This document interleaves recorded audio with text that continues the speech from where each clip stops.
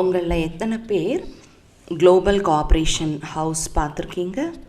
நிறைய பேர் பார்த்துருக்கீங்களா? நல்லது. உங்ககிட்ட நான் ரொம்ப ஒரு இன்ட்ரெஸ்டிங்கான கதையை பற்றி நான் சொல்ல போகிறேன். 1980களில் இப்போ குளோபல் ஹவுஸ் எங்கே இருக்கோ, நாங்கள் ஒரு ரொம்ப பழசான ஒரு பில்டிங்கை தான் வாங்கினோம். அது ஒரு ஃப்ளோர் தான் இருந்தது அந்த வீட்டில். ஸோ அது 100 வருடத்திற்கான ஒரு 100 வருட பழமையான பில்டிங். அதில் சென்டரை ரன் பண்ணலான்னு நாங்கள் யோசித்தோம். ஸோ நாங்கள் வாங்கினப்போ அப்படி தான் யோசித்தோம் ஆரம்ப காலகட்டத்தில். அப்போ அந்த பில்டிங்கில் 2 ரூம் இருந்தது. ஒன்றில் ஹிந்தி முரளி, இன்னொன்றில் இங்கிலீஷ் முரளி. அதுக்கப்புறம் ஒரு சின்ன கிச்சன் இருந்தது. அதில் மீட்டிங் ரூம், பாபா ரூம், அவ்வளோதான். வேறு எதுவும் இல்லை. ரொம்ப ஒரு பழசான ஒரு பில்டிங் தான். அப்போ அந்த பில்டிங்கில் நாம் சென்டர் நடத்தலான்னு பிளான் பண்ணியிருந்தோம். நம்மளோட மெயின் சென்டர் யூகே. அதுக்கப்புறம் ஒரு மாதத்தில் என்ன எண்ணம் வந்துச்சு அப்படின்னா, அந்த பிகே ஃபேமிலியில் இந்த பில்டிங் இப்போதைக்கு ஓகே, ஆனால் வரக்கூடிய காலத்துக்கு ஸோ எல்லாரும் அதிகமாக மக்கள் அதிகரிக்கும் பொழுது இது ரொம்ப சின்னதாயிடும். அப்போ நம்ம என்ன பண்ணலாம் அப்படின்னு யோசித்தோம். நாங்கள் பாப் தாதா கிட்ட கேட்டோம், குல்சார் தாதி கிட்ட கேட்டோம். அடிக்கடி குல்சார் தாதிஜியோட நாங்கள் டச்சில் இருந்தோம், கனெக்ஷனில் இருந்தோம், மற்ற தாதிகளோடையும். ஸோ இது 3-4 மாடி வீடாக இதை கட்டணும் அப்படிங்கிற மெசேஜ் வந்தது. பாப் தாதாவிற்கு எல்லாமே தெரியும். அவர் திரிகால்தர்ஷி. பாப் தாதாவோட கட்டளை அங்கே மிகப்பெரிய பில்டிங், 3-4 மாடி இருக்கக்கூடிய மிகப்பெரிய பில்டிங் கட்டணும். அப்போ நான் அதன் மேலே வேலை பார்க்க ஆரம்பித்தேன். ட்ராயிங்லாம் ரெடி பண்ண ஆரம்பித்தாச்சு. புது பில்டிங்க்கான வரைபடம் ரெடி ஆயாச்சு. அதுக்கான அப்ரூவல், பெர்மிஷன் எல்லாமே கிடச்சிச்சு. அரசாங்கத்துக்கிட்ட இருந்து எல்லாமே கிடச்சிடுச்சு. அந்த பில்டிங் கட்டுறதுக்கான அப்ரூவல் கிடச்சிடுச்சு. ஸோ அந்த பில்டிங் கட்டுவதற்கான கட்டுமான தொகை எவ்வளோ ஆகும் உங்களுக்கு தெரியுமா? ஸோ டோட்டல் காஸ்ட் பார்த்திங்கன்னா 5 மில்லியன் பவுண்ட்ஸ். எங்ககிட்ட பேங்க்கில் எவ்வளோ அமௌண்ட் இருந்துச்சு அப்படின்னா 5% தான். வெறும் 5% மட்டும்தான் இருந்தது. எப்படி நீங்கள் பார்த்துருக்கக்கூடிய அந்த குளோபல் ஹவுஸ் எப்படி கட்டப்பட்டது, அதற்கு பின்னால் ஒரு அழகான ஒரு கதை இருக்குது. ரொம்ப ஆர்வமிக்க ஒரு கதை இருக்குது. வெறும் 5% பணம் தான் பேங்க்கில் இருந்தது.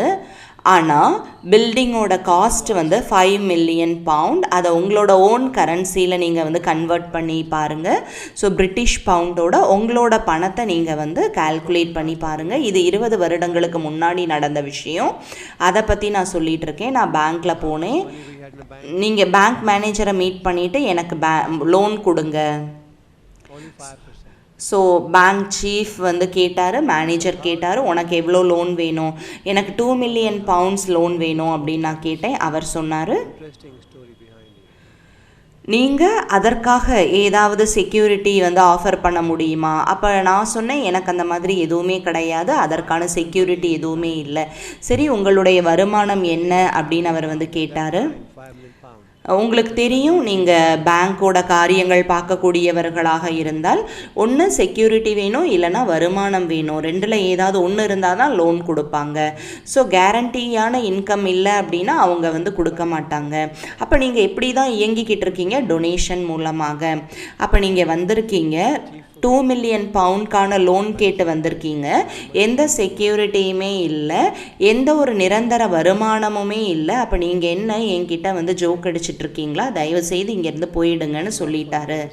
அப்போ நானும் கான்ட்ராக்டர் என்ன சொல்கிறார் அப்படின்னா, நாங்கள் அந்த நேரத்தில் ரொம்ப சின்ன அளவுக்கு தான் சேவை வந்து ஸ்டார்ட் ஆகிருந்தது. கான்ட்ராக்டர் எங்ககிட்ட சொன்னார், நீங்கள் பேங்க் கேரண்டி கொடுக்கலன்னா நான் வேலை பார்க்க மாட்டேன். ஏன்னா மணி கிடைக்குமான்னு அவருக்கு வந்து நம்பிக்கை இல்லை. அப்போ பில்டிங் கட்டினதுக்கப்புறம் பணம் இவங்க திரும்ப கொடுப்பாங்களா அப்படிங்கிறது கிடையாது. அப்போ அவர் அந்த ஒரு குழப்பத்தில் இருந்தார். இப்போ என்ன தான் பண்ணுறது? அப்போ பேங்க் மேனேஜர் கொடுக்க ரெடி இல்லை. ஆனால் வந்து கான்ட்ராக்டரும் வந்து லோன் இல்லைன்னா நான் கட்ட மாட்டேன் அப்படின்னு சொல்கிறாரு. அப்போது கான்ட்ராக்டர் வந்து அவர் உத்தரவாதம் கேட்குறாரு. எனக்கு பணம் கிடைக்கும், பேமெண்ட் கிடைக்கும் அப்படிங்கிற உத்தரவாதம் இருந்தால் மட்டும்தான் அவர் வந்து வேலை பார்ப்பாரு. அப்போ இது பிரச்சனையா? பிரச்சனை இல்லையா? அப்போ நான் மதுபனுக்கு வந்தேன். பாபா கிட்ட நான் சொன்னேன், சூழ்நிலை இப்படி தான் இருக்குது பாபா, நீங்கள் சொல்கிறீங்க வேலை பாருங்கள், சீக்கிரமாக வேலை பாருங்கன்னு நீங்கள் சொல்கிறீங்க. நீங்கள் சீக்கிரமாக வேலை பார்க்க சொல்கிறீங்க. ஆனால் பணமே இல்லை, கான்ட்ராக்டர் வந்து செய்யறதுக்கு அவர் வந்து ரெடியே இல்லை. இந்த மாதிரி நிறைய பிரச்சனைகளை நாங்கள் சந்திச்சுக்கிட்டே இருக்கோம். நீங்கள் வந்து இதை தொடங்குங்கன்னு சொல்கிறீங்க, இதெல்லாம் எப்படி பாபா நடக்கும் அப்படின்னு நான் பாபா கிட்ட கேட்குறேன். நான் என்ன பிரச்சனையை எதிர்கொண்டுட்டு இருக்கேன்னு உங்களுக்கு தெரியவே இல்லையே பாபா அப்படின்லாம் நான் பாபாட்ட பேசுகிறேன். அப்போ பாபா சொல்கிறாரு, அந்த காலகட்டங்களில் வந்து பார்த்திங்கன்னா இமெயிலெல்லாம் இல்லை, ஃபேக்ஸ் தான் இருந்தது. நான் பாண்டவபவனில் இருந்தேன். உங்கள் சீஃப் மேனேஜருக்கு வந்து ஃபேக்ஸ் அனுப்புங்க. அப்போ நான் வந்து ஒரு 4 வாரத்தில் உங்களை வந்து சந்திக்கிறேன். நீங்கள் எதற்கும் கவலைப்படாதீர்கள், எல்லாமே நல்லா நடந்துக்கிட்டு இருக்கு. நான் வந்து கொஞ்ச நாளில் உங்களை பார்க்க வரேன் அப்படின்னு இங்கேருந்து நான் ஃபேக்ஸ் அவங்களுக்கு அனுப்புகிறேன். பாபா எனக்கு டச் பண்ணுறாரு. ஸோ பாபா அதை சொல்லியிருந்தார். ஆனால் நான் அப்படி நினச்சிக்கிட்டேன், பாபா தான் இதை செய்ய சொல்கிறாரு அப்படின்ட்டு நானும் அவருக்கு ஃபேக்ஸ் அனுப்பிச்சேன். நான் திரும்ப 4 வாரத்துக்கு அப்புறம் இந்தியாவிலேருந்து லண்டனுக்கு போனேன். பாபாவோட அதிசயம் என்ன தெரியுமா? அந்த 4 வாரங்களில் அப்படியே வந்து பணம் மழை மாதிரி கொட்ட ஆரம்பிச்சிடுச்சு. பேங்க்கில் பணம் கொட்ட ஆரம்பிச்சிடுச்சு. எங்களோட அக்கௌண்ட்டில் டொனேஷன் கண்டினியூவாக வந்துகிட்டே இருந்தது. 5% எங்ககிட்ட இருந்தது, 10% இன்க்ரீஸ் ஆயிடுச்சு. அப்போது ஒரே மாதத்தில் இருந்த பணம் ரெட்டிப்பாக ஆயிடுச்சு. இருந்தாலும் 90% மீதம் இருக்குது, வர வேண்டியது இருக்குது. அப்போ நான் வந்து பேங்க் மேனேஜருக்கு ஃபோன் பண்ணேன், நான் வந்து லண்டனுக்கு வந்துட்டேன், நான் உங்களை பார்க்க விரும்புகிறேன் அப்படின்ட்டு. ஸோ பேங்க் மேனேஜர் வந்து பார்க்குறதுக்காக வந்திருந்தார். நான் அவர்கிட்ட கேட்டேன், நீங்கள் என்னோடய ஃபேக்ஸை பார்த்தீங்களா? ஆமாம் நான் பார்த்தேன். நீங்கள் அதிசயத்தை பார்த்தீங்களா அப்படின்னு கேட்டால், ஆமாம் நான் அதிசயத்தை பார்த்தேன்னு அவர் சொன்னார். உங்களோட 5% மணி வந்து 10% ஆயிடுச்சு. அப்போது 5% 10% ஒரு மாதத்தில் வந்து நடக்குது அப்படின்னா, இன்க்ரீஸ் ஆயிடுச்சுன்னா இந்த ப்ராஜெக்ட் 18 மாதங்களுக்கானது. அப்போது இந்த 18 மாதங்களுக்குள்ளே இந்த பணம் எவ்வளவு அதிகமாக மாறும், எத்தனை மடங்கு அதிகரிக்கும்? ஒவ்வொரு மாதமும் 5% வந்தால் குளோபல் ஹவுஸ்க்கான கான்ட்ராக்ட் பீரியட், அந்த ஒப்பந்த காலம் வந்து 18 மாதங்கள். அப்போ எவ்வளோ அதிகரிக்கும்? எவ்வளவு சதவிகிதமாக அதிகரிக்கும்? யார் இங்கே வந்து கணக்காளர் யாராவது இருக்கீங்களா? எவ்வளவு சதவிகிதம் அதிகரிக்கும்னு உங்களுக்கு வந்து தெரியுமா? அப்போ 18ஐ 5ஆல் நீங்கள் வந்து பெருக்குங்க, எவ்வளோ ஆகும்? அப்போ 90% அப்படின்னா வெறும் சிம்பிளான கணக்கை வச்சு பார்க்கும்போது ஆல்ரெடி 10% எங்களுக்கு இருக்குது. ஆனால் 18 மாதத்தில் ஃபுல்லாக வந்துடும், 90% வந்துடும். அப்போ கண்டிப்பாக உங்களுக்கு நாங்கள் அமௌண்ட்டை ரீபே பண்ணிவிடுவோம். எங்களுக்கு வந்து தெரியாது, ஒவ்வொரு மாதமும் அந்த கான்ட்ராக்டர் எவ்வளவு வேலையை செய்வார் அப்படின்னு எங்களுக்கு வந்து தெரியாது. அப்போ 18 மாதங்களில் இந்த வேலை வந்து முடிஞ்சிடும். எப்படி வந்து பணம் வரும் அப்படின்னு எனக்கு தெரியாது. ஆனால் கண்டிப்பாக எங்களுக்கு பணம் வருங்கிற நம்பிக்கை இருக்குது. நீங்கள் அதை பார்த்துட்டீங்க. அப்போ அவருக்கு அது ஒரு ரொம்ப டச் ஆகிடுச்சு.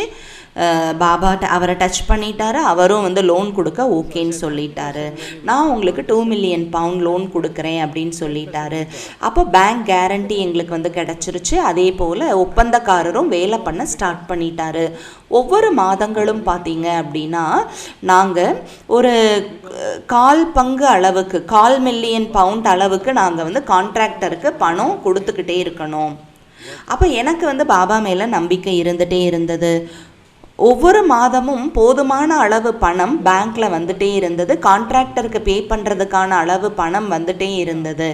எவ்வளோ வேலை அந்த கான்ட்ராக்டர் முடிக்கிறாரோ நாங்கள் அவருக்கு பே பண்ணிகிட்டே இருந்தோம்.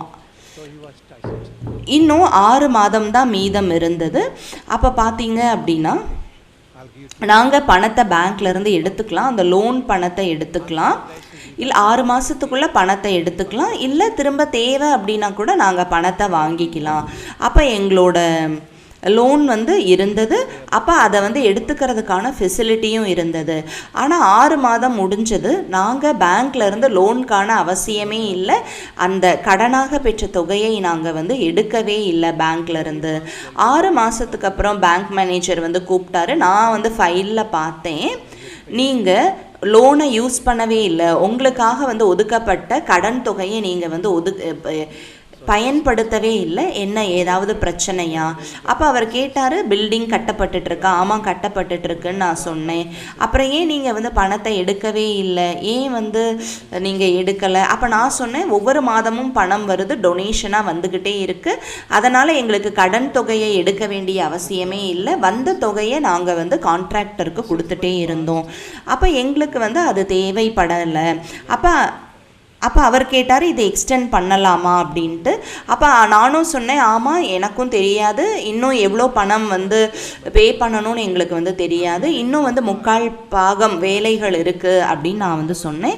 அப்போ அவர் சொன்னார், சரி நீங்கள் எப்போ வேணாலும் இந்த பணத்தை எடுத்துக்கொள்ளலாம், அதற்கான அந்த ஒரு ஃபெசிலிட்டியோட அந்த வசதியோட இந்த லோனை நான் எக்ஸ்டெண்ட் பண்ணுறேன் அப்படின்னு வந்து அவர் சொன்னார். ஆனால் ஒரு பொழுதும் அதை எடுக்க வேண்டிய அவசியம் எங்களுக்கு ஏற்படவே இல்லை. ஒவ்வொரு மாதமும் பணம் வந்துட்டே இருந்தது. நாங்கள் அந்த கான்ட்ராக்டர் ஒப்பந்தக்காரருக்கு பைசா கொடுத்துட்டே இருந்தோம். அப்போ பார்த்தீங்க அப்படின்னா நாங்கள் பணத்தை கொடுத்துட்டே இருந்தோம், 1/4 பங்கு பணத்தை அவருக்கு கொடுத்துக்கிட்டே இருந்தோம். அதுக்கப்புறமா 6 மாதம் முடிஞ்சது. நான் உங்களோட ஃபைலை பார்த்தேன், நீங்கள் வந்து கடனாக ஒதுக்கப்பட்ட தொகையை நீங்கள் எடுக்கவே இல்லை. அப்போ நான் சொன்னேன், உண்மைதான், நாங்கள் வந்து பணத்தை எடுக்கவே இல்லை. ஏன் அப்படின்னா பணம் டொனேஷனாக வந்துட்டே இருக்குன்னு அந்த பேங்க் மேனேஜருக்கு சொன்னேன். அதனால் எங்களுக்கு அது தேவைப்படவே இல்லை. சரி அப்படின்னு அவரும் சொன்னார். இப்போ என்ன பண்ணலான்னு கேட்டார், பேங்க் மேனேஜர் கேட்டார். சரி, இன்னும் வந்து இன்னும் ஒரு 12 மந்த்ஸ்க்கு நீங்கள் வந்து அதை வந்து நீங்கள் எக்ஸ்டெண்ட் பண்ணுங்க அப்படின்னு நான் வந்து சொன்னேன். அப்போ இன்னும் வந்து 3/4 பாகம் வேலை வந்து இருக்குது. ஸோ கான்ட்ராக்டருக்கு எப்போ வந்து பணம் கொடுக்கணும்னு தெரியல. அப்போ 18 மாதங்கள் வந்து முடிஞ்சிச்சு, வேலை முடிஞ்சிடுச்சு. ஆனால் நாங்கள் எங்களோட கடன் தொகை, கடனாக ஒதுக்கப்பட்ட அந்த தொகையை நாங்கள் வந்து எடுக்கவே இல்லை. அப்போ அவர் வந்து எனக்கு ஃபோன் அடித்தார். 18 மாதங்கள் முடிஞ்சு போயிடுச்சு. நான் வந்து இந்த ஃபைலை பார்த்தேன். ஆனால் நீங்கள் வந்து பணத்தை எடுக்கவே இல்லையே, கடன் தொகையை எடுக்கவே இல்லையே, ஏன், என்ன மேட்டர்? கான்ட்ராக்டர் ஓடி போயிட்டாரா, பாதி வேலையை விட்டுட்டு ஓடி போயிட்டாரா, உங்கள் பில்டிங் வேலை முடிஞ்சிருச்சா, இல்லை அதில் ஏதாவது பிரச்சனைகளா அப்படின்னு கேட்டார். நான் சொன்னேன், பிரச்சனையே இல்லை.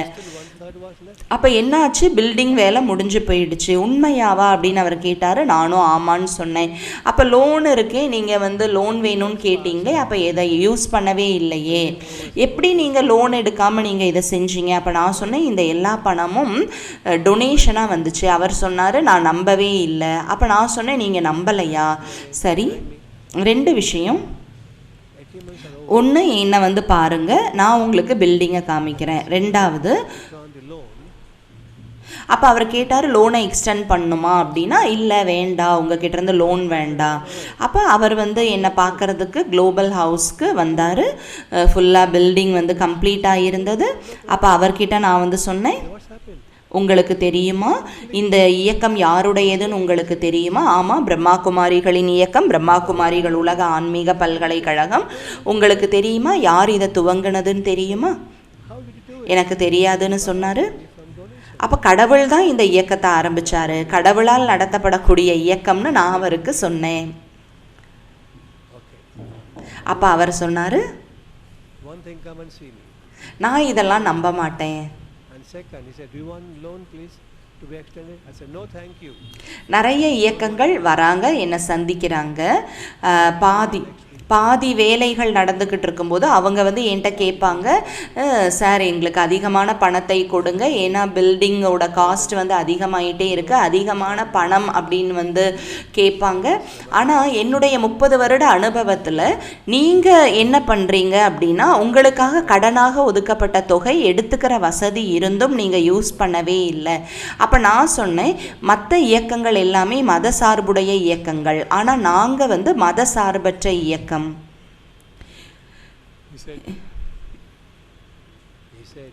அதாவது அது ரிலீஜியஸ் ஆர் நான் ரிலீஜியஸ் இயக்கங்களாக இருக்கலாம், ஆனால் இது வந்து இறைவனால் துவங்கப்பட்ட இயக்கம். அப்போது இதை வந்து நீங்கள் எனக்கு நிரூபணம் செஞ்சு காமிங்க. அப்போது நான் அவருக்கு 5 கருத்துக்கள் உங்களுக்கு வந்து சொல்கிறேன். இந்த 5 கருத்துகள் வேற எங்கேயாவது நடந்திருக்கா, வேற எங்கேயாவது உலகத்தில் இந்த மாதிரி 5 கருத்துகள் இருக்கா ஏதேனும் இயக்கங்கள்லன்னு சொல்லுங்க. அப்போ முதலாவது, நாங்கள் இங்கே கோர்ஸ் கொடுக்குறோம், தியான கோர்சஸ் கொடுக்குறோம், பாசிட்டிவ் திங்கிங், நிறைய மேனேஜ்மெண்ட் கோர்சஸ்லாம் நாங்கள் கொடுத்துக்கிட்டு இருக்கோம். ஆனால் அந்த வகுப்புகளுக்கு நாங்கள் சார்ஜ் பண்ணுறதில்ல, இது கடவுளோட இன்ஸ்ட்ரக்ஷன். எங்களோட கோர்சஸ் இலவசமாக தான் இருக்கணும். ஆனால் வேறு எந்த இயக்கங்கள்லேயுமே வந்து இந்த மாதிரி இல்லை. அவங்க என்ன சொல்லுவாங்க, இந்த ஃபார்ம் ஃபில் பண்ணுங்கள், இதுக்கான அமௌண்ட் பண்ணுங்கள், நீங்கள் உள்ளுக்குள்ளே இந்த கான்ஃபரன்ஸ் ரூம்குள்ளே வரணும், மீட்டிங் ரூம்குள்ளே வரணும், இந்த கோர்ஸ் அட்டன் பண்ணணுன்னா இவ்வளோ பைசான்னு சொல்லுவாங்க. ஆமாம், உண்மைதான். மற்ற நாடுகள்லேயும் அப்படி தான், லண்டன்லேயும் அப்படி தான் அநேக இயக்கங்கள் இருக்குது. அவங்களுடைய கோர்ஸ்க்காக ஃபஸ்ட்டு சார்ஜ் பண்ணுவாங்க நீங்கள் ஜாயின் பண்ணுறதுக்கு முன்னாடி. ஆனால் நான் சொன்னேன், முதல் கருத்து, எங்களோட கோர்சஸ் வந்து ஃப்ரீ. இது கடந்த 50 வருடங்களாக நடந்துட்டுருக்கு. இந்த கதை 20 வருஷத்துக்கு முன்னாடியானது. அப்போ இந்த 50 வருடங்களாக எங்களோட கோர்சஸை இலவசமாக தான் நாங்கள் கொடுத்துக்கிட்டு இருக்கோம். 2வது விஷயம், நாங்கள் செமினார்ஸ், கான்ஃபரன்சஸ், நிறைய மாநாடுகள், பொது நிகழ்ச்சிகள்லாம் நடத்துகிறோம். ஆனால் அந்த செமினார், மாநாடுகள், பொது நிகழ்ச்சிகளுக்கு நாங்கள் சார்ஜஸ் வைக்கிறதே இல்லை. அதை வச்சு அதுக்கு எந்த சார்ஜுமே வைக்கிறது இல்லை. மற்ற இயக்கங்களுக்கு வந்து அவங்க ஒரு கான்ஃபரன்ஸோ இல்லை செமினாரோ வச்சா அங்கே 1000-2000 பவுண்ட்ஸ் நீங்கள் பே பண்ணி தான் போகணும். ஆனால் நாங்கள் இலவசமாக செய்கிறோம். நிறைய நல்ல இயக்கங்கள் வந்து இருக்குது, ஆனாலும் அவங்க வந்து நிறைய சார்ஜ் பண்ணுறாங்க. அது உண்மைதான், எனக்கு தெரியும் அப்படின்னு அவர் சொன்னார். அப்போ 3வது விஷயம், நாங்கள் எந்த ஃபண்ட் ரைசிங் ஆக்டிவிட்டியும் நாங்கள் வந்து வைக்கிறதே இல்லை. நிறைய ஆர்கனைசேஷன் எதற்காக நிகழ்ச்சிகள் வைக்கிறாங்க அப்படின்னா, பணத்தை அதிகப்படுத்துவதற்காக, பணத்தை பெருக்குவதற்காக ஃபண்ட் ரைசிங் ஆக்டிவிட்டீஸ் அவங்க நிறைய வந்து வைக்கிறாங்க. ஆனால் நாங்கள் ஒரு பொழுதுமே அந்த மாதிரி ஃபண்ட் ரைசிங் ஆக்டிவிட்டீஸ்க்காக எந்த நிகழ்ச்சிகளுக்கும் வச்சதில்லை. அடுத்தது 4வது, நிறைய இயக்கங்கள் மெம்பர்ஷிப் ஃபீ வந்து அதிகமாக இருக்குது. நீங்கள் அங்கே வந்து ஒரு உறுப்பினராக இருக்கணும் அப்படின்னா நிறைய பணம், ஆனால் 1000-2000 பவுண்ட்ஸ் வந்து லைஃப் மெம்பர்ஷிப்காக. ஆனால் எங்களுக்கு அப்படி எதுவுமே இல்லை. நாங்கள் உறுப்பினர்களாக இருப்பதற்கான எந்த ஒரு சார்ஜுமே இல்லை. எந்த பணமும் அவர்கள் கொடுக்காமல் தான் அவர்கள் வந்து உறுப்பினர்களாக இங்கே தொடர்ந்து கொண்டிருக்கிறார்கள் அப்படின்னு இந்த 4 விஷயங்கள். நீங்கள் மற்ற இயக்கங்களுக்கு போகிறீங்க அப்படின்னா, யாராவது டொனேஷன் கொடுக்குறாங்க அப்படின்னா நீங்கள் பார்க்கலாம், அவர்களை பற்றிய அந்த போர்டு அந்த பில்டிங்கில் இருக்கும், அவங்களோட பேர் வந்து இருக்கும். இவங்க வந்து $10,000 கொடுத்தாங்க, இவங்க $50,000 கொடுத்தாங்கன்னு அவங்களோட பேர் வந்து போட்டிருப்பாங்க. யார் நன்கொடை கொடுத்துருக்காங்களோ நன்கொடையாளரோட பேர் போட்டிருப்பாங்க. ஆனால் ஆயிரக்கணக்கான சென்டர்ஸ் பிரம்மா குமாரிகளோடது இருக்குது. ஆனால் அங்கே நீங்கள் எந்த போர்டையும் பார்க்க முடியாது. தனிப்பட்ட ஒரு மனிதரின் பெயரை பார்க்க முடியாது. இவர்கள் இவ்வளோ வந்து கான்ட்ரிபியூட் பண்ணாங்க, இவங்க நன்கொடை கொடுத்தார்கள்னு கிடையாது. அதே போல்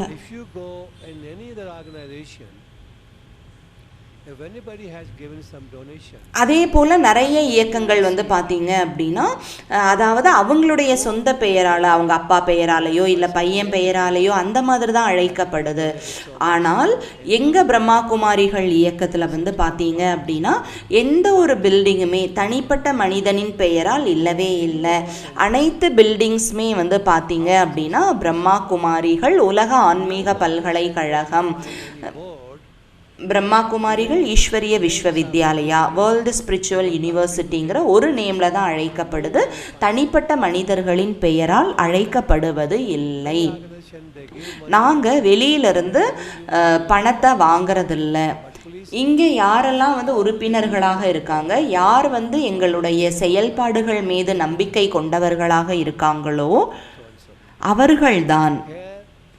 அவர்கள் இந்த இயக்கத்தின் மூலமாக பலன்களை அடைஞ்சிருக்காங்க அப்படின்னா அவர்கள்தான் இங்கு கான்ட்ரிபியூட் பண்ணுறாங்க. இங்கே நடக்கக்கூடிய செயல்பாடுகளுக்கு அவங்க கான்ட்ரிபியூட் பண்ணுறாங்க. அப்போ இதை நான் உங்களுக்கு முன்னாடி சொல்லியிருந்தேன் அப்படின்னா நீங்கள் இன்னும் நர்வஸ் ஆகிருப்பீங்க. எங்களுக்கு வந்து இந்த கொடுக்கறதுக்கு நீங்கள் வந்து நர்வஸ் ஆகிருப்பீங்க, எப்படி இவங்களுக்கு வந்து லோன் கொடுக்கறதுன்னு யோசிச்சிருப்பீங்க. ஆனால் இப்போ நான் சொல்கிறேன், எனக்கு இப்போ லோன் வேண்டாம் அப்படின்னு நான் சொல்கிறேன். அப்போ பேங்க் மேனேஜருக்கு ரொம்ப டச் ஆகிடுச்சு.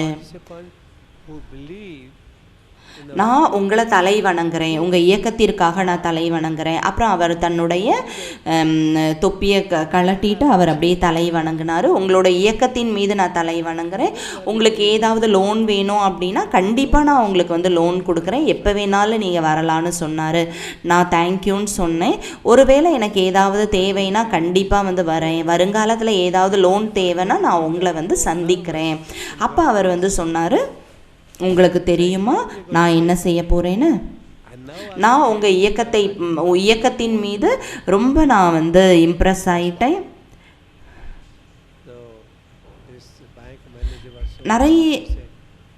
நிறைய ரிலீஜியஸ் ஆர்கனைசேஷன் அவர்களை காட்ஸ் ஆர்கனைசேஷன்னு சொல்லிக்கிறாங்க. ஆனால் இது இறைவனால் உருவாக்கப்பட்ட இயக்கம். அப்போ நான் உங்கள் இயக்கத்தின் மீது நான் தலை வணங்குறேன். கூடவே உங்களுடைய இயக்கம், நம்மளோட அக்கௌண்ட்ஸ் நிறைய இருக்குது, நான் இதற்காக எழுத போகிறேன். நாங்கள் எந்த பேங்க் சார்ஜஸும் உங்களுடைய இயக்கத்தின் மீது போட மாட்டோம். என்னெல்லாம் பேங்க் சார்ஜஸ், நீங்கள் பேங்க்கில் இருக்கக்கூடிய அக்கௌண்ட் வச்சுருக்கவங்களுக்கு தெரியும், பேங்க் சார்ஜஸ் அப்படின்னு இருக்குது. அப்போ யூகேல பேங்க் சார்ஜஸ் இல்லாமல் எந்த வேலையும் நடக்காது. ஆனால் யூகேல நிறைய வந்து வேர்ல்டு வைடு ஆக்டிவிட்டீஸ் நடந்துகிட்ருக்கு. 30-40 அக்கௌண்ட்ஸும் இங்கே வந்து இருக்குது. அப்போது அதில் பார்த்தீங்கன்னா அப்புறம் மில்லியன்ஸ் பவுண்ட்ஸ் கிட்டத்தட்ட பேங்க் சார்ஜஸ் வந்து வரும். அப்போ அவர் வந்து சொன்னார், அப்போது 5-10 மில்லியன் பவுண்ட்ஸ் பேங்க் சார்ஜஸ் வந்திருக்கு. அது இவ்வளோ மில்லியன்ஸ் கிட்டத்தட்ட ஆயிடுச்சு. அப்போ நான் என்ன சொல்ல வரேன் அப்படின்னா, அதை எல்லாத்தையுமே அவர் வந்து எந்த பேங்க் சார்ஜஸும் இல்லாமல் பண்ணிட்டாரு.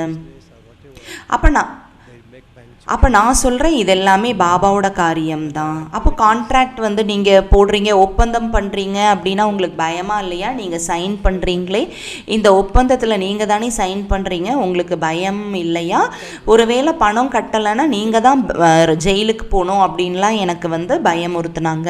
ஆனால் எனக்கு பாபா மேலே முழுமையான நம்பிக்கை இருந்தது. எனக்கு தெரியும் இது பாபாவின் கட்டளை.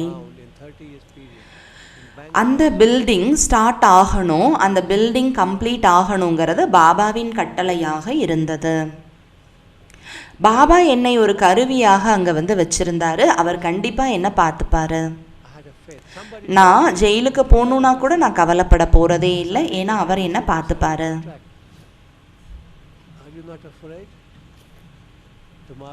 ஒருவேளை ஜெயிலில் இருந்தால் கூட அவர் என்ன பார்த்துப்பாரு.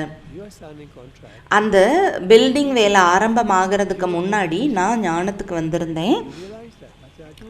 எனக்கு ரொம்ப நஷா இருந்தது, மிகப்பெரிய பெருமிதம் இருந்தது. எப்பொழுதுமே நான் ஒரு போதையோடு தான் இருப்பேன். நான் பாபாவுடைய மடியில் உட்காந்துருக்கேன், பாபாவுடைய அன்பில் மூழ்கி போயிருக்கேன்.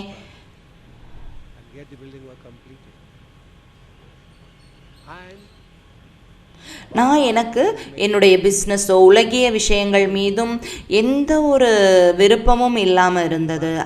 உலகிய விஷயங்கள் மீது எந்த ஒரு விருப்பமும் எனக்கு இல்லவே இல்லை. என்னுடைய பதவி, என்னுடைய தொழில்.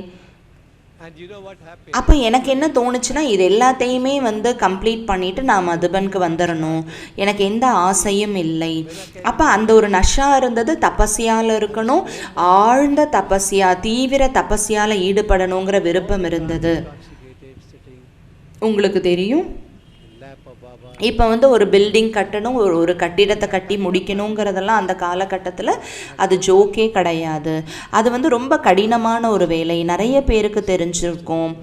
அப்போ நீங்கள் கான்ட்ராக்ட், இப்போ கான்ட்ராக்டர்லாம் இருப்பாங்க, இதில் நிறைய கேஸ்லாம் கூட வருவதற்கு வாய்ப்பு இருக்குது.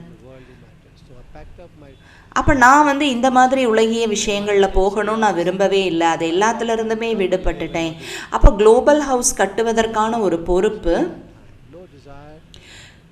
அப்போ எனக்கு இதை செய்யணும் அப்படிங்கிற எந்த விருப்பமும் இல்லை. திரும்பவும் நான் உலகிய விஷயங்களுக்கு போகணுமா?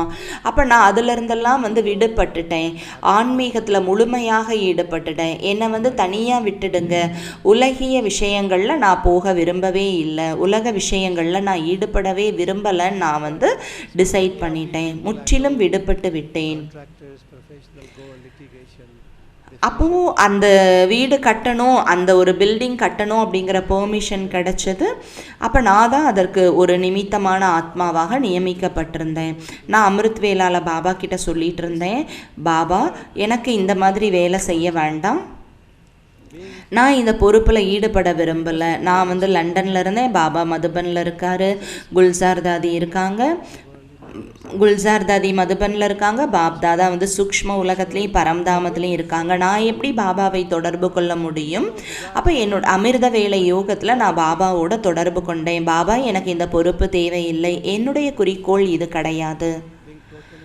நான் இந்த எல்லாத்துலேருந்தும் முற்றிலும் விடுபட்டு விட வேண்டும், தபஸ்யா பண்ணணும் அப்படிங்கிறது மட்டும்தான் என்னுடைய எண்ணமாக இருந்துச்சு.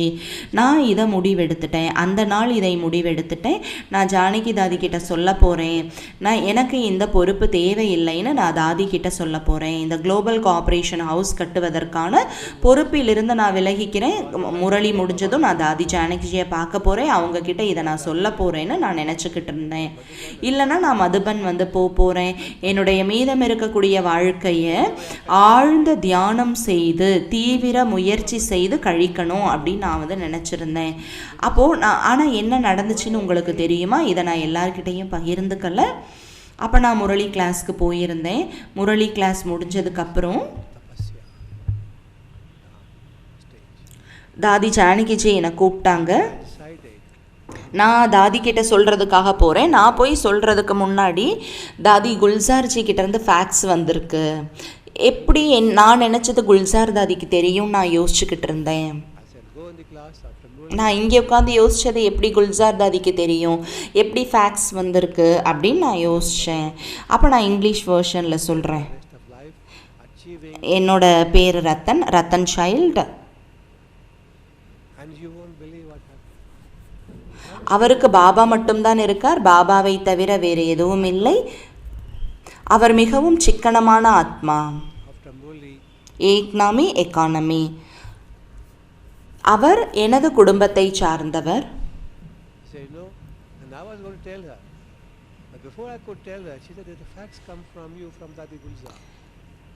அவரது சேவை என்பது அவர் எழும்புதையே சேவை செய்கிறார், சமர்ப்பண புத்தியோடு சேவை செய்கிறார், அவரால் இந்த காரியத்தை செய்து முடிக்க முடியும் அப்படின்னு ஃபேக்ட்ஸ் வந்திருந்தது. என்னால் இதை நம்பவே முடியல.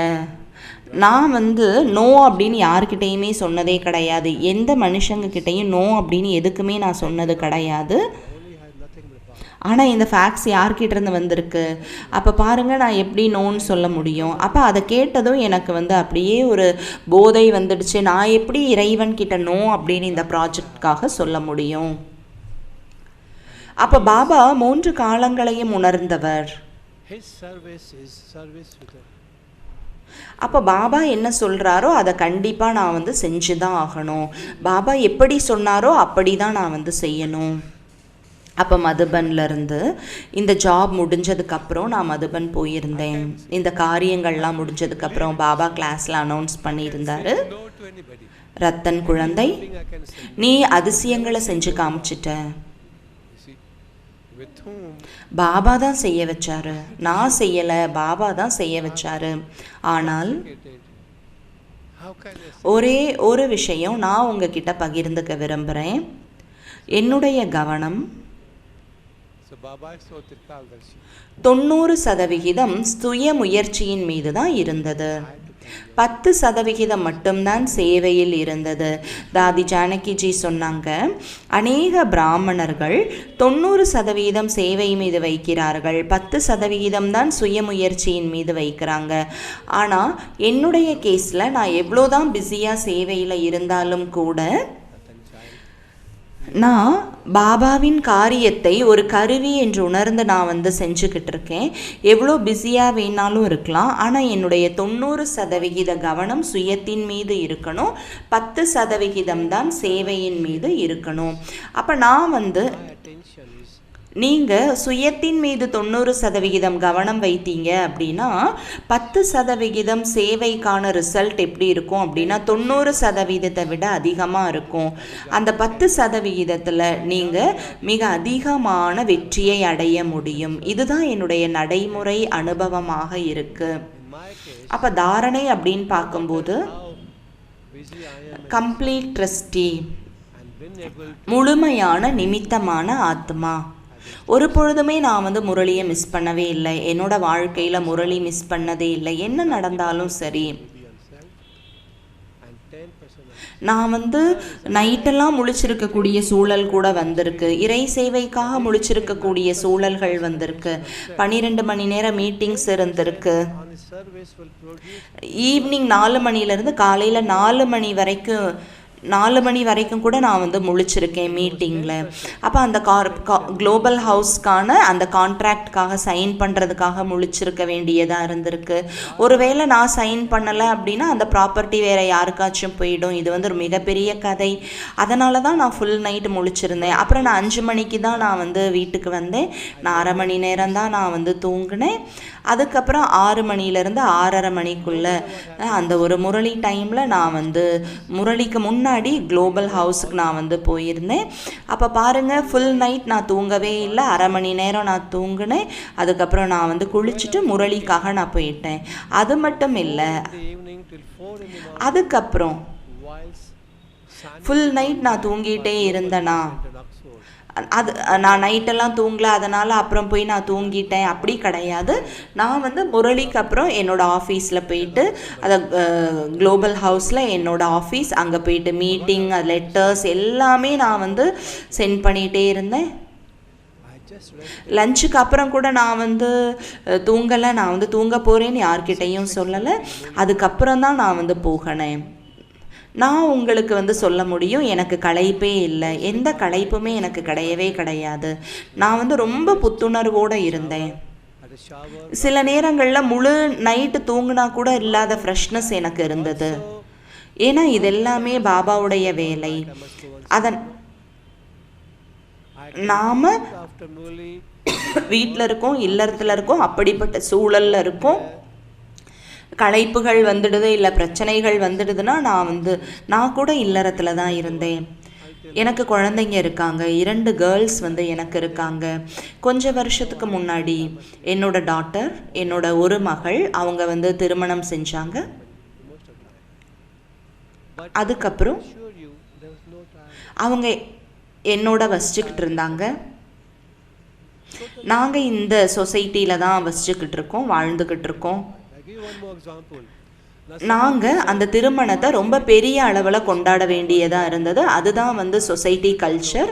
நான் வந்து இந்த பிறப்பால் சிந்தி சமூகத்தை சார்ந்தவன். அதனால் வந்து அந்த திருமண கொண்டாட்டங்களை மிக மிக பெரிய அளவில் கொண்டாடணும். என்னுடைய வீட்டில் 30 பேர் வசிச்சுக்கிட்டு இருக்காங்க. அவங்க வந்து முழு உலகத்தை எல்லா இடங்கள்லேருந்து வந்திருந்தாங்க. ஸோ நிறைய பீப்புள்ஸ் வந்திருந்தாங்க. இரவு உணவு கொடுக்கணும், மிகப்பெரிய கொண்டாட்டம் வச்சுருந்தோம். உங்களுக்கு தெரியும், இந்த இந்த திருமணங்கள், அதுக்கப்புறமா ரிசப்ஷன், விருந்து, இதெல்லாமே முழு இரவும் நடந்துகிட்டே இருக்கும். அது காலையில் 4 மணிக்கு தான் வந்து முடியும். நான் அட்டன் பண்ணலை அப்படின்னா எப்படி? அது நான் பாபா கிட்ட சொன்னேன், நான் இந்த எல்லா விஷயங்கள்லேருந்தும் விடுபட்டு இருந்தேன். பாபா கிட்ட சொன்னேன், பிரம்மா பாபா கிட்ட சொன்னேன், பாபா உங்களுக்கு தெரியும், பாபா உங்களை விட என்னோட வேலையை வந்து ரொம்ப டிஃபிகல்ட் ஆக்கிட்டீங்க. ஸோ உங்களோட குழந்தைங்க திருமணம் செஞ்சாங்க, உங்களை விட்டு போனாங்க. ஆனால் நான் வந்து பாருங்கள், இவங்க என்னோட குழந்தைங்க என்னோட இருக்காங்க, அவங்களோட நான் வாழ்ந்துக்கிட்டு இருக்கேன்.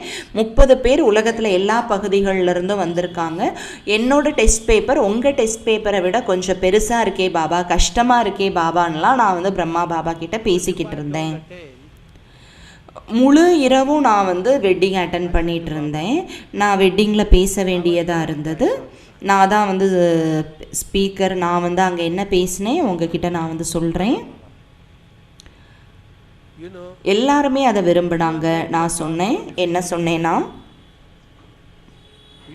சாஸ்திரங்களில் சொல்லப்பட்டிருக்கு, உங்கள் குழந்தைங்க திருமணத்துக்கு தயாராகும் பொழுது நீங்கள் ரிட்டையர்ட் ஆகிடுறீங்க.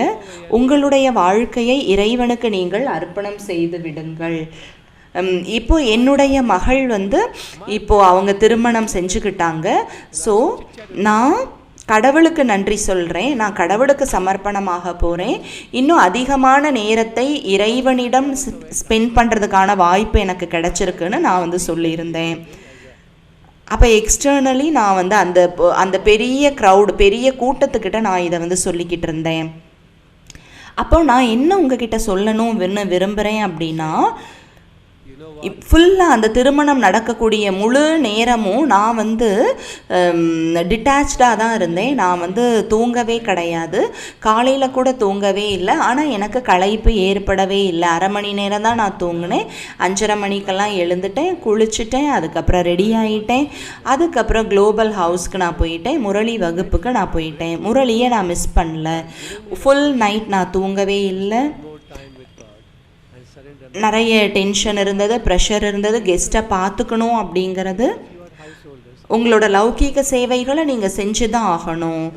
லௌகீக காரியங்கள் எவ்வளோ வந்து டென்ஷன் ப்ரெஷரைஸ்டாக இருக்குது, அது லௌகீக வகையில் செய்ய முடியாது. ஆனாலும் கூட அழுத்தமான விஷயங்கள் தான். ஆனால் நீங்கள் ட்ரஸ்டியாக இருக்கும்போது இது எல்லாத்தையுமே நீங்கள் செய்ய முடியும். இதுதான் நிமித்தமான ஆத்மா. இதுதான் முழுமையான நிமித்தமான ஆத்மாவின் அடையாளங்கள். இப்போது உங்களோட கையை உயர்த்துங்க. யாரெல்லாம் முழுமையான நிமித்தமானவர்களாக இருக்கீங்க? உங்களுடைய கைகளை உயர்த்தலாம். யாருமே இல்லையா? நீங்கள் முழுமையான ட்ரஸ்டியாக இல்லையா? நான் மட்டும்தான் இருக்கேனா? உங்களில் எத்தனை பேர் கையை தூக்குறீங்க? நான் முழுமையான நிமித்த ஆத்மாவாக இருக்கேன். என்னுடைய எக்ஸாம்பிள்ஸை கடைபிடிக்க நீங்கள் தயாராக இருக்கீங்களா? யாருமே இல்லையா? இப்போ நான் கடந்து வந்த வருடங்களில் நான் இந்த வகுப்பை கொடுத்துருக்கேன்.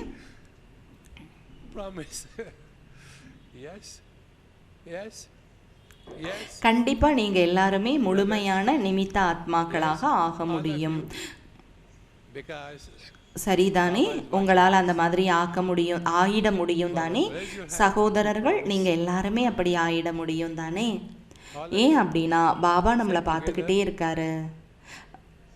யாரெல்லாம் வந்து ப்ராமிஸ் பண்ணீங்களோ கைகளை தூக்குங்க. பாபா நம்மளை பார்த்துட்டே இருக்காரு.